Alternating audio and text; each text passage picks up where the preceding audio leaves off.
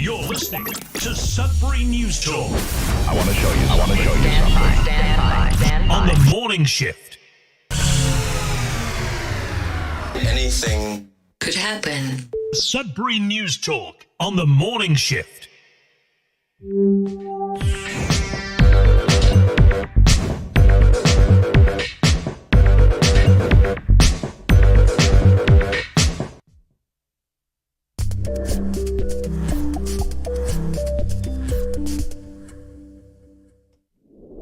All right, good morning, everyone. Welcome to Sudbury News Talk on the morning shift. I'm AJ Walsh.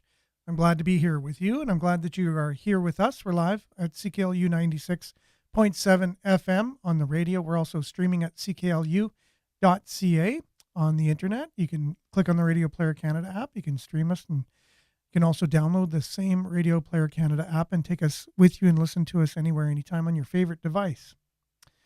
We're going to have a great show for you today. We talk about things local. We talk about things abroad, in and around greater city of Sudbury, and provincially, nationally, internationally. And today we have a little bit of a deep dive. Yesterday's show, as was the day before, was on some really tough topics, and we talked about the new movie out called Sounds of Freedom, and the interview with the actor, the main actor that played, it's a true story, based on a true story, and the actor that played the main character, and an emotional interview with him. And anyways, it was really, really hard, and I'm going to have to kind of go back and let it all percolate and maybe come back with a follow-up to that particular show, because it's a bit of a hard one, talking about human trafficking, and more particularly the children that are victims of human trafficking, and how big of an industry it is, a huge industry, surpassing any of the illegal industries that we currently have out there. So pretty telling. We're ready to dive right in. We have a deep dive today as well. We're going to be talking about the WEF, the WEF, and the importance, what that means to us in Sudbury. Like, it actually does impact people in Sudbury. We'll get more to that later on. We have local news. There's been some more reports out on the particular gentleman that was found in the car at Health Sciences North, that was there for quite a long time without anybody noticing that he was deceased in the car. Spoiler alert, there's no new news on it. It's just a story that's out saying that there's no more updates on that story. They're still investigating. So I guess I don't even have to go through it. We're also live at facebook.com/Sudbury News, youtube.com/Sudbury News. Thanks to our YouTube and Facebook moderators. Grateful for the platform. And make sure to like, share, subscribe, follow our social medias. We really appreciate that. It helps to get the word out and the conversation to more people, and more people involved in the conversation. This is your show on your station, and we'll do our best to get the comments read for the radio, up on the screen for those that are watching either live or afterwards, to be part of the discussion as well. Judy, good morning. Thanks for being with us. Speaking of getting comments up on the screen, good morning, Belinda. Better to be shaped with the truth than kissed with a lie. Man, I really appreciate your one-liners each and every day. Monique says, good morning, everyone, with a hand clapping emoji. And David, his usual stay safe. Good morning, guys. And Brian Poulain, top of the morning, Sudbury campers. Yeah, we got a little group started off here, and more are joining on as we speak. So let's dive right in. We got some weather, and we're just going to bypass the sports today because we have our deep dive. We need to make enough time for it, and that's just the way that it is. And we'll be back with After the Weather right after this.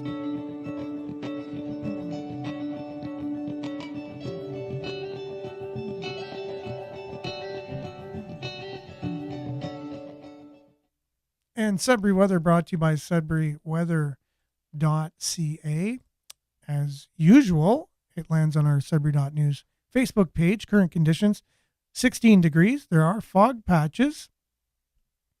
No more heat warnings for the time being. It looks like a cold front has moved through, and that brought some wet temperatures or wet conditions yesterday and cooler temperatures.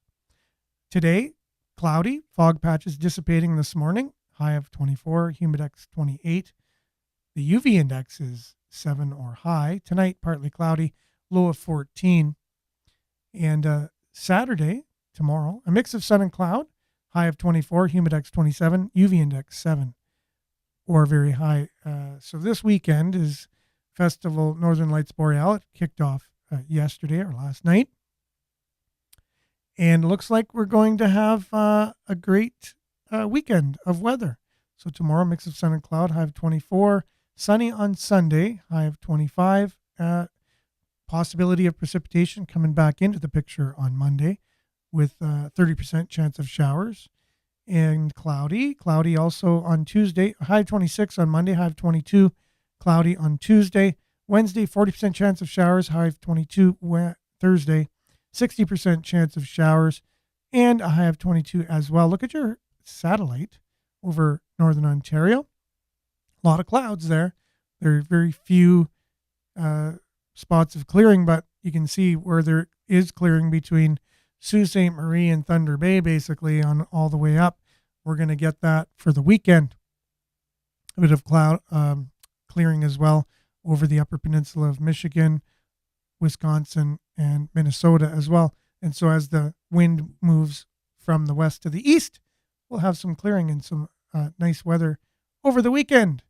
That is your Sudbury weather, brought to you by sudburyweather.ca. We'll be back with news headlines locally, a little bit of a deep dive as to who might be behind a lot of the policies that shape our society, and our deep dive today on the World Economic Forum. We'll be back right after this.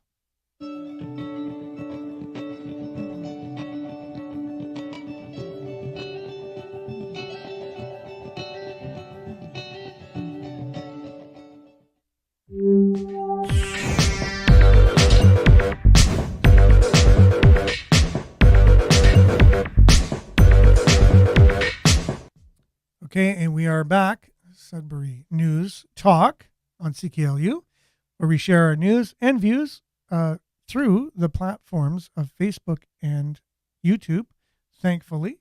And as you comment, they come in, and I have the ability to put them up on the screen. That doesn't automatically happen. I have to manually do that, and then try and read it for our radio listeners and live stream listeners. And for the viewers, they have the opportunity to actually live anyways, and afterwards comment on the video. So here we are with that. Denise, good morning, everyone. Thanks for being with us. Dave wants to remind us of the hot temperatures that we just experienced, that they were record setting across the globe, according to those that are keeping track of that. So the climate is changing, as I will say each and every day when you share the comments to do with hot temperatures. I hope you'll do the same in the winter when it's 45 below. Comment the same. But yeah, we have a consensus that the temperature and the climate is rising slightly, and that impact is still out. We'll still have to see what that's going to mean. I just watched a video of Al Gore in 2009 saying in 5 years, there's a 75% chance that throughout the summer, there will be no ice on the polar, in the North Pole, anywhere. That would have been in 2015. So, and he's part of the main group of people that could be in the category of climate alarmists. They want to make everybody afraid to push forward policies and politicize the climate to the point where it works in line with certain people's agendas. So thank you very much, David, for that kind of introduction to our deep dive today that we're going to get to after we cover some of the local news on the World Economic Forum and why they might feel climate change is perfect for their policies to move forward their own agendas, much of which is total control and world domination, the things you only thought you heard of in science fiction books in the past. But it becomes a reality in our world today. And so I know yesterday we talked, I made a suggestion to Stephen to look into that, but I guess algorithms or whatever listening to my voice or whatever's picking it up just started sending me video after video about the WEF. So I put a couple together back to back that basically explain a lot of the things that we are facing in our world and where they might be coming from. So first off, let's start with a little bit of, so Belinda says manufactured climate change, right? So there are those, again, the verdict is out on all of this stuff. We know what we're told, and there are all of the overpayments it made to different individuals stories and here. businesses. So I guess this is start off with some CRA stuff about the CERB payments from our own country here. So let's just watch this. This is from a reporter from Sun Media talking about the collection of the CERB payments from our government and what's happened with those. The Trudeau government doesn't seem very interested in recovering all of the overpayments it made to individuals and businesses during the pandemic. Matter of fact, a cynic might say that they seem as disinterested in that as they are in getting to the bottom of why they ignored repeated warnings about interference by Beijing in the last two federal elections. Now, look, at the start of the pandemic, the fact that billions of dollars went out to people who shouldn't have gotten it is understandable. After all, millions of workers were being laid off at the start of the pandemic, businesses were shutting down, and we still haven't fully recovered from the economic slowdown that was caused by the pandemic all over the world. Okay, but that was more than 3 years ago.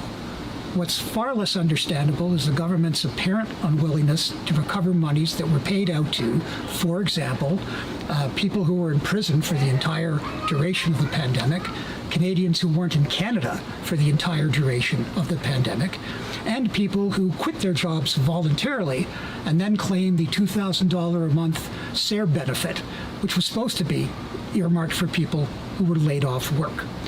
Now, two independent financial watchdogs of parliamentary spending, the Auditor General and the Parliamentary Budget Officer, have both sharply criticized the government for its apparent unwillingness to go after billions of dollars it paid out that shouldn't have been paid out. In one of her audits, the Auditor General, Karen Hogan, found almost $5 billion worth of payments to individuals that shouldn't have been made. And she urged the Canada Revenue Agency to investigate $27.4 billion worth of more payments to employers and individuals that may have been wrongly paid out. The Parliamentary Budget Officer, Yves Giroux, said he was astounded when the Canada Revenue Agency said it wasn't worth the effort to try and recover all of $15.5 billion that may have been inappropriately paid out to individuals and employers. One of the problems is that the Canada Revenue Agency just fired 20 of its own employees who claimed benefits when they were working for the CRA. And it says that they're investigating 600 more of their employees who may have done the same thing. Now, the fiscally conservative Fraser Institute just did a report that says as much as 1/4 of the $360 billion that the Canadian government paid out in pandemic relief, all of it financed by public debt, may have been paid out inappropriately. That's $90 billion. And the study also said that when you factor in the interest on the debt payments of that $90 billion, that the total bill within a decade might be $110 billion. Now imagine what we could do in Canada with $110 billion to build more hospitals or to lower our medical wait times, which are among the longest in the developed world before the pandemic, and they're still the longest today. Imagine what we could do with half of $110 billion. And also imagine the amount of waste that will be involved if we never recover that money because the government doesn't seem interested. Yeah, so can you imagine what we could do with over $110 billion? I guess you could just let your imagination go with that.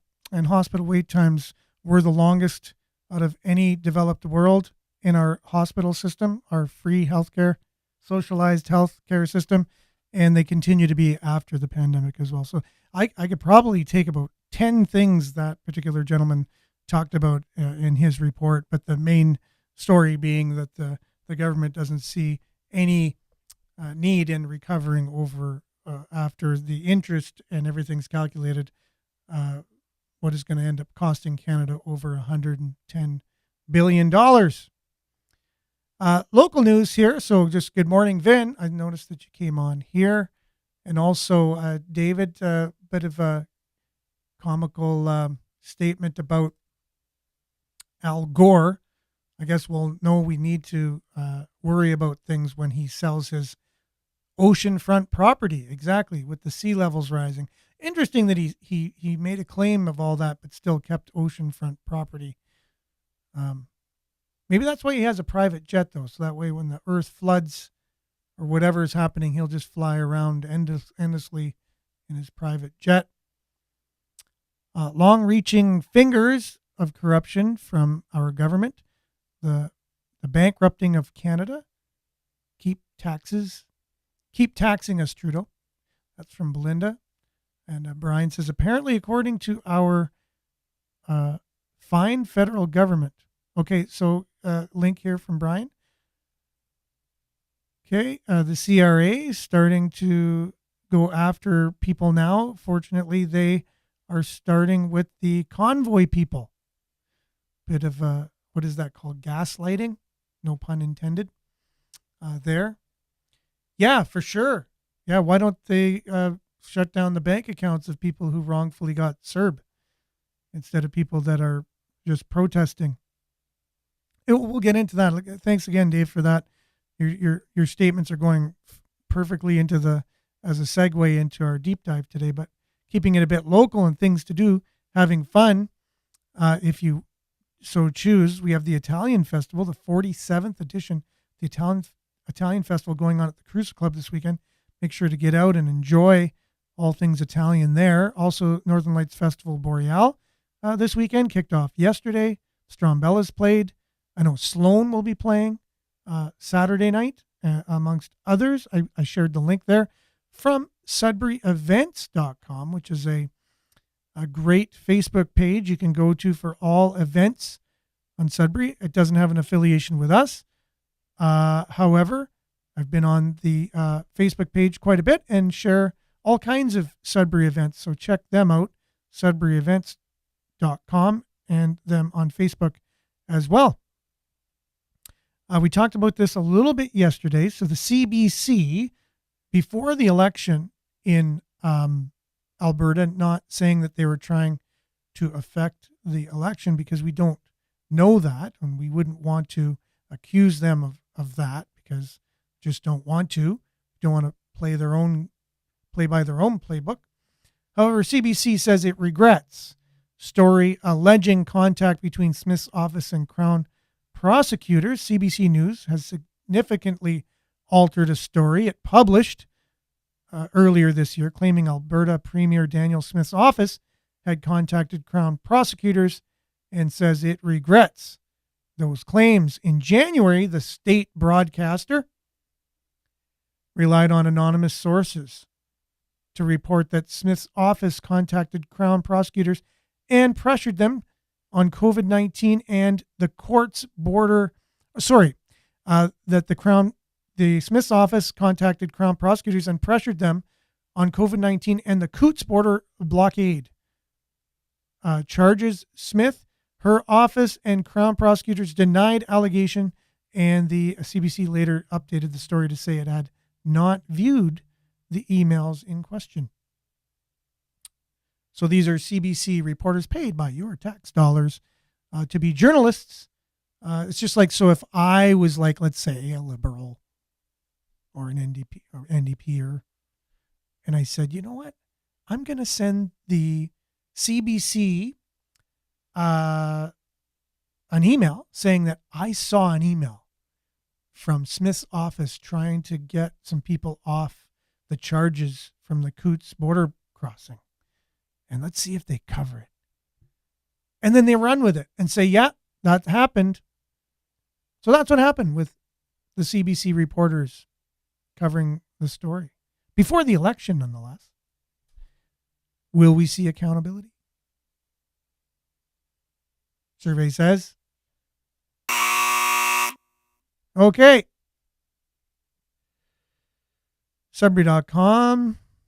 Could decriminalization of drugs combat the opioid crisis in Sudbury? Well, if we want to take a page out of BC, I think we would reach a utopian state if we were able to do that. Sarcasm. That's sarcasm on my part. As Toronto Public Health and Toronto Police Services jointly apply for decriminalization of personal use drugs in Canada's largest city. That's what's happening in Toronto. They want to follow the BC model. Toronto wants to, the most populated area in the country. They're Toronto Public Health and Toronto Police Services jointly apply for decriminalization of personal use drugs in Canada's largest city. And then Sudbury.com asked stakeholders if it might work in Greater Sudbury. So what do you think they said there? So Public Health, Sudbury Districts, and Greater Sudbury Police told Sudbury.com they do not have an official position on the strategy, but the Public Health and Sudbury Districts can see both benefits and challenges to what it is now being referred to as the Toronto model. Initially submitted in January 2022, the now updated application from Ontario's capital city asked Health Canada to go beyond the exemption it recently granted to British Columbia. Effective January 31st, Health Canada granted BC a 3-year decriminalization exemption covering adults and certain drugs, namely opioids, crack, and powder cocaine, meth, and MDMA, and decriminalizes possession up to a combined 2.5 grams of otherwise illegal drugs.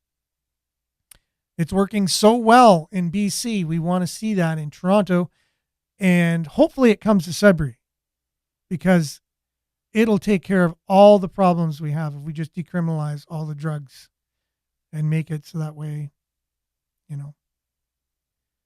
it's not criminal anymore to possess all the drugs I just mentioned. Yeah. So look for that to be debated sometime soon here to see if that's actually going to be something that we're going to see here in our city. I definitely hope I sure hope that will never reach here. It's bad enough that it's so close to us in Toronto and will affect us even just being there. Hospital updates security policy after body found in parking lot. Health Sciences North said a process change has been made in response to the discovery of a man's body inside a car that appeared to have been parked for several weeks. Thought it was months, so I guess you can say several weeks. Even if it's a year, you can say several weeks. In the hospital parking lot this spring, could have been almost up to 3 months. The body of Ray Cameron, age 62, was discovered inside a parked vehicle on June the 10th. A news release from Greater Sudbury Police said the body was discovered by hospital staff around 4:30 that day. News of the discovery was not released until 6 days later. On June the 16th, Cameron had been reported missing on or about March 7th. So March 7th to June 10th. I guess that's several weeks. April, May, June. It is not known how long his body had been in his vehicle. It's also not known how long Cameron's vehicle with his body inside had been sitting in the hospital parking lot before any action was taken. Health Sciences North has not made public any information on what its internal investigation of the incident turned up. HSN's communications officer, Didier Pilon, said an administrative change has been made at the hospital in response to the incident. So you can be rest assured the next time a dead body is in a car in the parking lot, they have it under control. Just take their word for it. We don't have any details on it. They're not releasing any details of the internal investigation. Whose money pays for hospitals again? Oh, they're not private? Oh, they're public. Interesting. Okay. But we don't know what happens there. And we're not being told, and we will not know from them or the police. Just interesting. Okay, so with all this Bill C-11, Bill C-18 stuff coming out, CTV saying, hey, get our app. Get our app, because you won't see it on Facebook or YouTube. Google and Meta. Pulling news will devastate the industry, Canadian publisher tells CBC News. So the CEO, Jeff Algie of Village Media, tells the CBC it would devastate the industry. And here's Justin Trudeau but with Meta, talking about as it. you've said, your government has now suspended all advertising. How far will your government go in taking on a company like Meta? What could be next? This is not just a dispute over advertising, it's also a dispute over democracy. It's a question of recognizing the role that internet giants like Facebook, Meta, Google, and others have in our lives, and therefore a responsibility that they also wield. As we've said, we're continuing constructive conversations with Google. Unfortunately, Facebook has just refused to recognize any sort of responsibility it might have in contributing to a democracy that has, democracies in general that have contributed to its success as a company, as a corporation. So we're not backing down on this. This goes to the core of a free and informed society that is able to take responsible decisions in a democracy. Citizens need to have access to quality local news, to quality content, to quality journalism that is properly paid. And the fact that the media, that Facebook doesn't want to recognize the hard work of professional journalists across the country is something that undermines the very fabric of our democracy at a time where we're seeing democracy backslide around the world. So Canada and allies around the world are going to stand strong and demonstrate that we will not flinch in our defense of fundamental, foundational principles to democracy, like a free, quality, informed press. Interesting.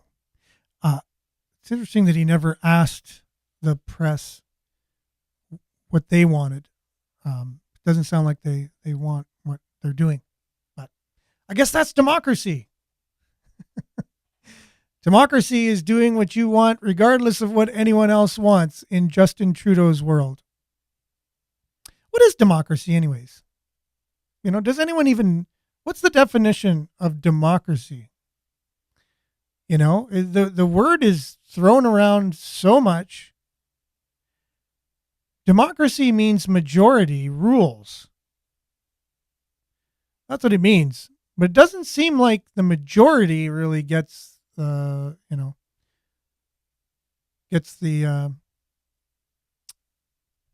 what they want, really. Seems like the minority, including the minority government, that has to work out deals with other parties in order to drive forward their agendas.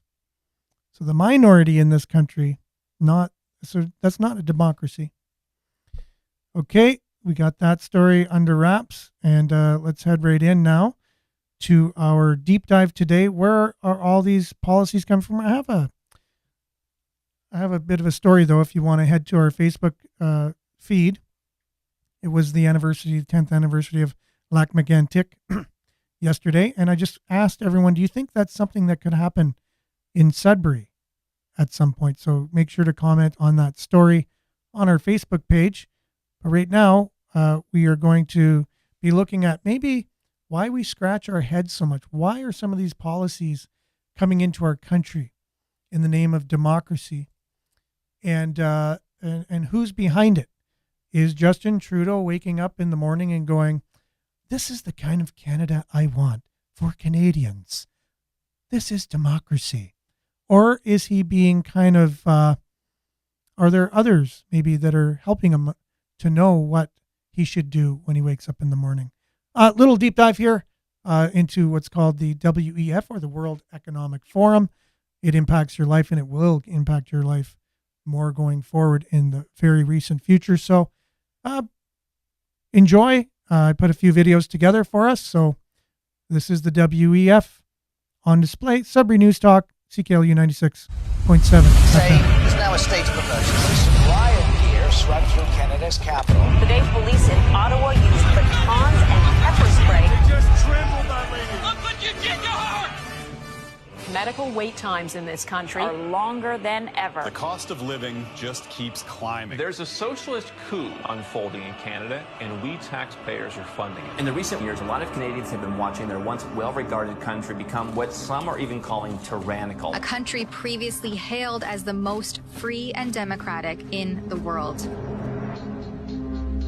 Now, the People's World, the official West Coast newspaper of the Communist Party, ran this rather interesting editorial. What is needed now is an effort that begins to approximate the magnitude of the problem. As a minimum, such a program should demand massive emergency action by the federal government. The federal government has invoked the Emergencies Act. It gives unprecedented power to the Canadian federal government. As of today, a bank or other financial service provider will be able to immediately freeze or suspend an account without a court order. If you are involved in this protest, we will actively look to identify you and follow up with financial sanctions and criminal charges. Banks have already started to freeze the accounts of people involved in the protest. Please get out. Immediately get out.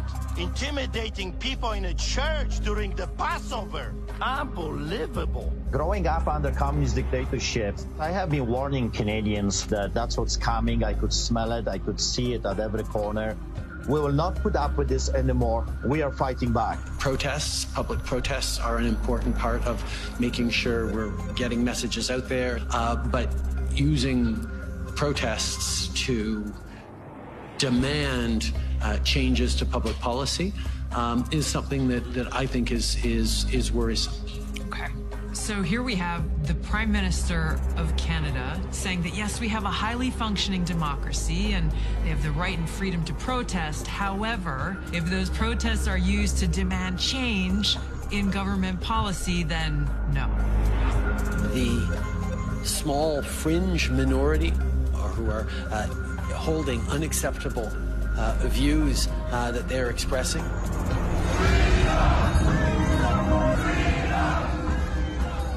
Do not represent the views of Canadians who know that following the science and stepping up to protect each other is the best way to continue to ensure our freedoms, our rights, our values as a country.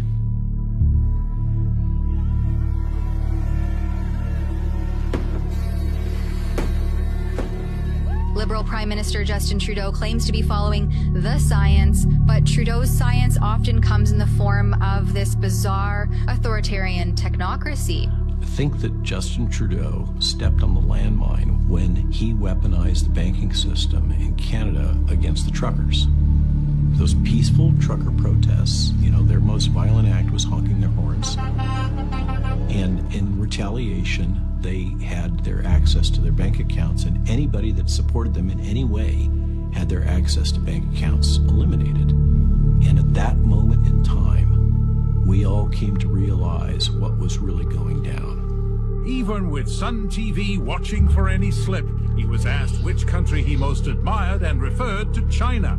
The level of admiration I actually have for China, because their basic dictatorship is allowing them. I applaud China for stepping up. I applaud Canada. You can tell what I'm thinking. A prime minister who openly admires the Chinese basic dictatorship, who tramples on fundamental rights by persecuting and criminalizing his own citizens as terrorists just because they dared to stand up to his perverted concept of democracy, should not be allowed to speak in this house at all. Mr. Trudeau, please spare us your presence. Thank you. Canadians know where I stand. This is a moment for responsible leaders to think carefully about where they stand and who they stand with. While Justin Trudeau makes a compelling case study, he is not the only dictator on the rise. Under the new rules provided by the COVID-19 emergency, many other elected leaders were empowered to show their true colors. Interesting how they all marched in perfect lockstep while chanting the same slogans. This pandemic has provided an opportunity. Here we are now with an economy in crisis, but with an incredible opportunity. It's certainly a major crisis, but it also offers us a unique opportunity. Unprecedented opportunity to rethink and reset. The great opportunity for reset. Opportunity for us to reset. For a reset. It's almost as if they all attended the same school of thought and studied under the same professor.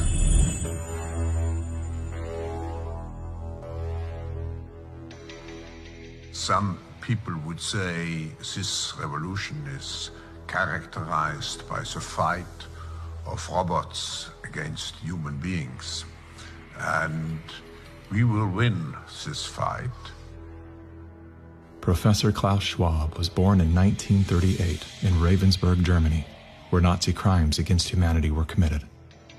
His father, Eugene Wilhelm Schwab, was the managing director of Escher Weiss Ravensburg, a company that used slave labor to manufacture weapons of war for the Third Reich. While Klaus, his father, was at the helm, the Nazi Party awarded Escher Weiss Ravensburg the title of National Socialist Model Company. Years later, Klaus Schwab joined the board of directors at Escher Weiss Ravensburg, where he played a key role in the development of South Africa's nuclear weapons program during the darkest years of the racist apartheid regime. Today, Klaus Schwab is the founder and executive chairman of the World Economic Forum. If you'd like to meet the people who are supposed to repair the state of the world, or give a piece of your mind to the bankers who helped get us into this mess, we can tell you where to find a lot of them. The World Economic Forum. Founded in 1971, the World Economic Forum is an international private organization which receives billions of tax-free dollars from its members and their global enterprises. Every year, the WEF brings together its members with world leaders, big pharma executives, tech titans, Hollywood celebrities, media personalities, and internet influencers to meet in the secluded mountains of Davos, Switzerland. It is a tiny town folded into the Swiss Alps, a village where you could bump into Bill Clinton, Bill Gates, the head of Google, and the Queen of Jordan, all in one place. A lot of reporters cover the forum, but few get inside. It turns out there are two Davoses, one you see and one you don't. After hours, there are hundreds of private parties where deals are done. People who can't be seen together in public can meet here. Your Royal Highnesses, Excellencies, distinguished heads of state and government, the future is built by us, by a powerful community as you here in this room. Klaus Schwab, the founder of the WEF, is particularly upfront and even proud of his ability to shape and influence world politics. I created the community of global shapers as a means, as a force to shape our common future. And of course, their Global Young Leaders program is a grooming ground so that when they ultimately infiltrate cabinets, We penetrate the cabinets. they will likely tend to govern a certain way. Nobody will be safe if not everybody is vaccinated. The names and the countries he mentioned ended up being some of the most dystopian and authoritative during this pandemic. Names like Ms. Merkel, Vladimir Putin, and so on. Other names? Jacinda Ardern, Sebastian Kurz, Mauricio Macri, Mark Zuckerberg, Jack Ma, Gavin Newsom, Stéphane Bancel, Chelsea Clinton, Leonardo DiCaprio, Sanjay Gupta, Dr. Leana Wen, Alexander and Jonathan Soros, George Soros' sons, and several of the Rothschilds. And of course, Now, who could represent such a world better than you, Prime Minister? So you saw Justin Trudeau being hailed by Klaus Schwab, and rightfully so, being able to follow everything in lockstep, correct, as we see. So don't just take... There's more here. So to be continued, here's part 2. Here you go. Real-life villains never declare their demonic plans to doom everyone. They wait until they have their army prepared and stocked up, and only then do they step out in the open and show their true colors. Karl Schwab's new dystopian world order will come at a very steep price everyone will pay, except for the elites, of course. The WEF push towards this vision came for the most part through initiatives such as the infamous Great Reset, claiming to help countries that willingly participate to secure a better future for everyone. Of course, this is not true, and because of the lack of effective opposition, the WEF is moving to the second stage of its plan, coercion and violence. Schwab, in true WEF opportunist fashion, swept in during the middle of the pandemic to bring salvation for all. Little did we know that the better future he's aiming for is only better for the few. His vision will lead to far more destructive consequences than the pandemic itself, perhaps worse than any crisis in modern history. Stay tuned to find out what's new on the WEF agenda and how they're finally dropping a friendly tone, revealing a much more sinister side. Welcome to Street Politics Canada. Schwab's policies are pushing us to the edge of destruction, a fact beyond any doubt at this point. The plan to push the reset button on the global economy will only reset people's livelihoods, pushing hardworking Canadians into further poverty, along with the citizens of other indoctrinated countries. The WEF has its pawns in place ready to initiate the second and most crucial stage of its plan. The actual plan is to build their utopia on top of a dystopian, subservient society that they are structuring to only prioritize their interests rather than our own. How is the plan going so far? To the WEF, everything is on track. But to us, we're suffering. The government is burdening us with huge taxes to reach the WEF's net zero goal by 2050. We were told that with a net zero plan, we would be moving towards a brighter path. So far, we've been walking on a foggy road filled with hazards. Instead of giving reasonable alternatives to achieve the unreasonable goal, the WEF showed their fangs. But for WEF's global plan, they are moving to a darker phase, dropping the nice act and escalating to coercion. In order to achieve net zero, you'll have to use a mixture of carrots and sticks. Chief editor of Nature Energy, Nikki Dean, claims, "We're going to need to do this through a mixture of carrots and hopefully perhaps not so many sticks, and some kind of mix. And there's a very active and live debate as to how we go about this." But we are yet to be rewarded, only punished with an unjust system which has already started. A scary thing here is that being vocal about carrots and sticks means that any previous punishments were just the WEF and our puppet Prime Minister warming up. Trudeau and his party have already been destroying Canada's economy through 5 tax hikes, inflation, putting small businesses at risk of bankruptcy, and placing us so far in debt to put us on the brink of homelessness. We've been living with the consequences of the WEF policies, and somehow they have the nerve to claim that the opponents are just conspiracy theorists. Their managing director claimed that there are bigger issues, really for Canada to be thinking about than the WEF. What is bigger than poverty, inflation, and freedom to criticize? On the other hand, the one who's neglecting the bigger issues is the Prime Minister. We're facing the consequences of his mismanagement, and instead he is doing some spring cleaning, reshuffling his cabinet, discussing the lyrics of our national anthem, and leaving the country in ruins. The essential question now is who will save us. Trudeau is one of Schwab's essential pawns, and so far he has been executing everything in the WEF handbook. However, there's hope on the horizon. The Conservative leader, Pierre Poilievre, is promising to offer what Trudeau has failed to deliver. He'll axe the tax to bring home lower prices, to fight the Prime Minister's ever-increasing carbon tax. Trudeau's carbon tax hits you just in time for Canada Day. Then he wants to raise it to 61 cents a litre.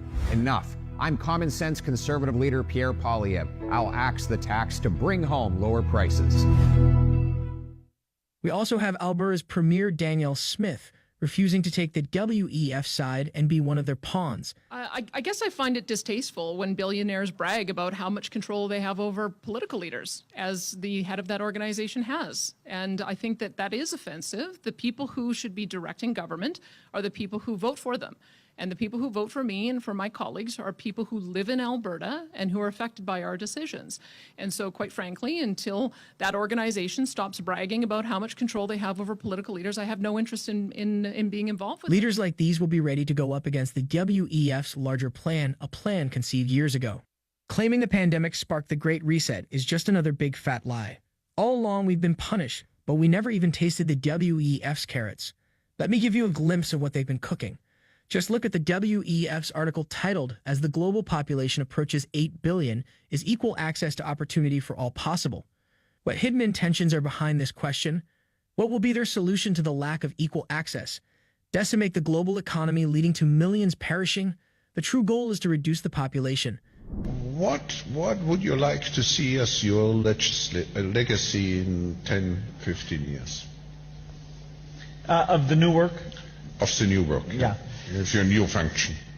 Well, I've set very ambitious goals because I'm quite optimistic. If you look at, say, the 20 diseases that our global health program goes after, I'd hope that within 15 years, over half of those, we could have had a very dramatic impact. Some of them will prove to be harder than others. For example, AIDS, we will have made an improvement, but not the dramatic improvement probably in that time frame. Malaria, perhaps, and a number of the other ones, we have things in the pipeline. So, huge change in the mortality rates in developing countries, which then has this effect of reducing population growth. That's this big benefit that then makes everything like education and nutrition a lot easier. So I have very high expectations there, and we actually use these dashboards internally at the foundation to make everything be quite numeric. We're trying to be rigorous about that and even share those so that people can see, oh, you fell short of what you had in mind, and then we get to explain if we have any lessons that might be learnable from other foundations. So I think there's some things about how we go about things that I hope those learnings can have an impact. There's the specific work in the different divisions, health, development, and the U.S. education work. That in 15 years, boy, by then we will have spent a lot of money. At $3 billion a year, 15 years, that's... Are you connecting the dots yet? The pandemic was a golden opportunity to make Klaus Schwab and Bill Gates' aspirations come to life. We are currently living the nightmare of powerful people's dreams and are threatened to be punished if we don't deliver.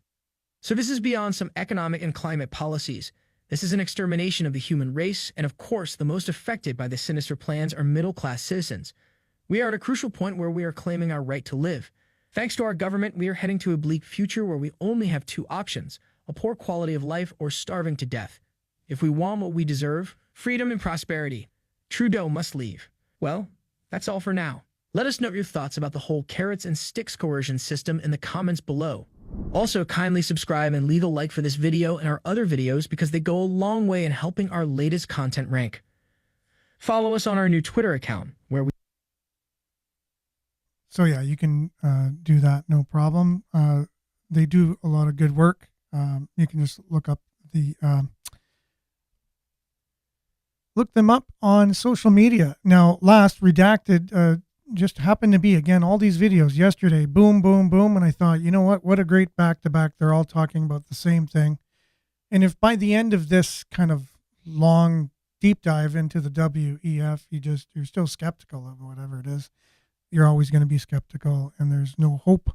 But anyways, here you go. Some more look into what they're planning here in the future. Let's talk about the World Economic Forum.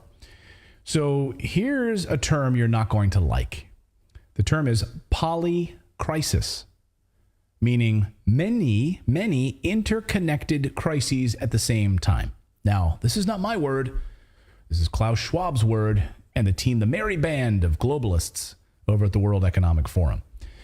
This is their new global risks report they just released. It's a hoot of a read, by the way. You should all read it. It was published recently, and it's an annual assessment of human survival, or lack thereof. Like, are we all going to die thanks to these globalists? Based on the perceived risks, such as high cost of living, wars, conflicts, and natural disasters. The World Economic Forum ranks these risks as short-term or long-term. Now, is this in an attempt to scare us? Perhaps. You could read it that way. It does read like a list of things that the World Economic Forum invites us to freak out about. Like, they want us to be scared about this stuff, so they have control of us and, turn our sovereignty over to them so they will protect us, right? Pandemic, here's your vaccine. Climate change and fires and wildfires, fine. Stay home. Lockdown. We'll take care of you. We'll make you a digital currency. We'll cars anymore. We got control of you. They certainly seem to be ratcheting up the narrative, though, from last year's report. Last year, the World Economic Forum's biggest concerns were this. Let's go through the list. These were the last year. This was last year's report. Disorderly climate transition. Disorderly climate transition. Chapter 3, digital dependencies and cyber vulnerabilities. Barriers to migration. Want to come across the southern border of America? Is there a wall there? Let's break down those barriers. Just come on in. They've certainly been achieving that. Crowding and competition in space. It's getting crowded up in space. Hey, how many of those issues did their big ass brains fix? I'm pretty sure that since that was last year's list, it should be. I think they're all fixed, right? Well, barriers to migration. They've certainly knocked down the barriers to migration. They've really helped that, right? Yeah, and all you have to do is look up, and you can see there's absolutely no crowding in space. So there's no competition in space anymore. Yeah. Digital dependencies. Are we digitally dependent? Digital dependencies. We've become more digitally dependent thanks to their moves. Climate change, cybersecurity, migration, resource competition based on overcrowding. So if we put last year at a 4 or 5 alarm fire, we can put this year's report at a 10 plus. Thanks, World Economic Forum. So let's go through. This year, they're saying all manner of things are a crisis. Again, this isn't us saying this. This is the World Economic Forum. All of the unelected globalists who just got together in Davos, who drive all of our policies and, of course, are in lockstep with the World Health Organization. These are the people that run our lives, our governments. We should be very frightened about this crap. Not about their list, but about them. So here's their list, their polycrises, as they're calling it. They're calling this polycrisis, meaning all of these things will simultaneously wreak havoc on our collective survival. All of these things. We'll go through them. In the words of climate researcher Bjorn Lundberg, if everything is a priority, then nothing is, right? Like, do you ever try to get some stuff done? You've got like a to-do list. You've got things that you want to accomplish, like a big project that you really want to, maybe you want to write a book. Maybe you want, I know when I was writing my book like a number of years ago, like if I was doing other things, I didn't get to finish the book, right? I've got projects with my companies that I'm working on. Like if I'm distracted by other things, those things don't get done. It's like what Cal Newport writes about in his book, Deep Work. If you spend 3 to 4 hours of really focused work, you can get a lot accomplished. Not distracted by notifications and text messages and social media. Like if you just shut it all down and do it, you get the stuff done. So now all of these things distract us. All of these things take our attention. So I would encourage all of you to check out the WEF, their new report, and you can see what things that you need to be aware of that are going to be crises that are involved with the poly crisis. The multiple crises that are going to come our way in the near future, and you have to ask yourself, how did they know these things, or how do they? These are questions if you actually care or want to know. This is where a lot of policies are coming from for our country. They come directly from these people, and they're the reports they make and the things that they want to see happen in the world, right? It would be really great I noticed Dave saying something about follow the money.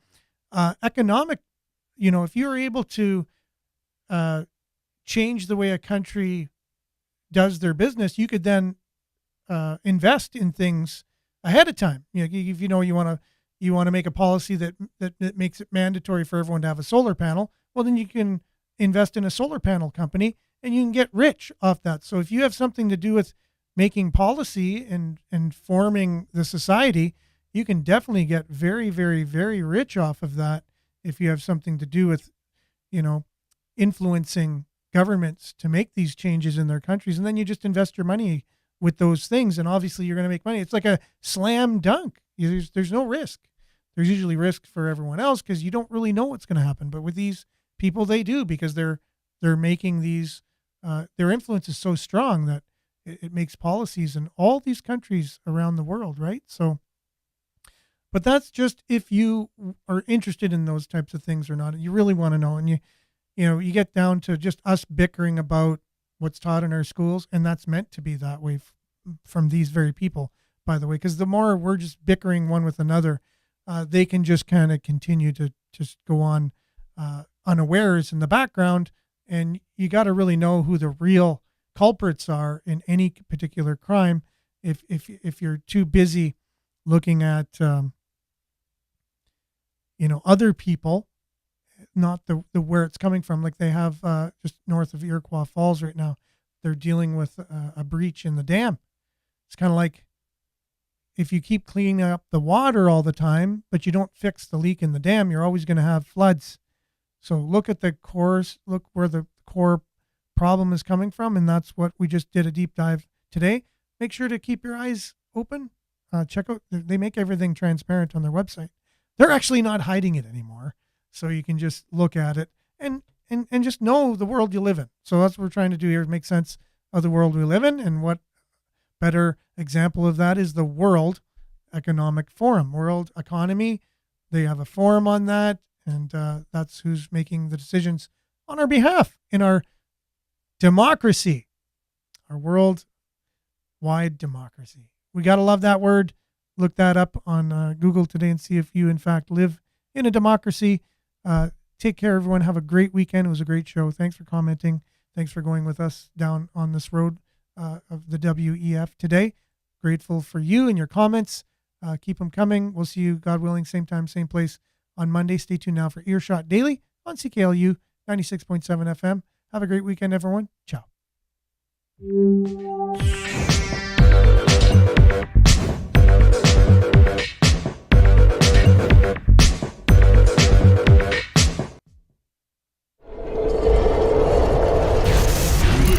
This is Sudbury News Talk on the morning shift.